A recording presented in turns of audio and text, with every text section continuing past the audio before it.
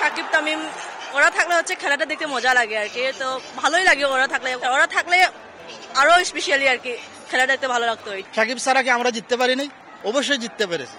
সাকিব ছাড়া ওই যে ওয়েস্ট ইন্ডিজে গিয়ারে 2020 ম্যাচ জিতেছে, ঠিক আছে, এটা কোনো ইম্পর্টেন্ট না। ইম্পর্টেন্ট হচ্ছে গিয়ারে যে যারা পারফরমার যারা আছে বর্তমানে, যারা পারফরমার আছে এরা হচ্ছে গিয়ার বেস্ট। যারা স্কোয়াড যারা তৈরি করছেন এটা আসলে খুবই খারাপ জিনিস। কারণ যারা দেখুন বর্তমানে ফর্ম আছে সাব্বির রহমান, দ্বিতীয়ত মেয়াদে আছে মিরাজ ফর্ম আছে, এরা সারা স্কোয়াড তৈরি করা এটা অসম্ভব। সাকিব নেই, তামিম নেই, তারপরে সাব্বির তো নেই, আবার আমাদের টপ অর্ডার লিটন নেই, এজন্য আমরা খুবই ব্যথিত। এরা তাহলে তো বালা হয়, এমনি আমরা জানি খুব বালা হইব, আর এরা না তাহলে তো টিম আগাইতে পারতো না। যে চ্যাম্পিয়ন ট্রফিটা উঠালো সাকিব আল হাসান, তাকে সারা চ্যাম্পিয়ন ট্রফি জমেই না ভাই। আমার one of my favourite player Shakib Al Hasan, ও থাকবে না চ্যাম্পিয়ন্স ট্রফি। অনেক আশা ভরসা ছিল যে ও চ্যাম্পিয়ন্স ট্রফি খেলবে।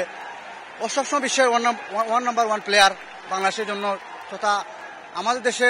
এমন একটা দেশ যে দেশে মাশরাফি সাকিবের কোনো কদর নেই, সেই দেশে খেলা দেখাটা বড্ড বেমানান।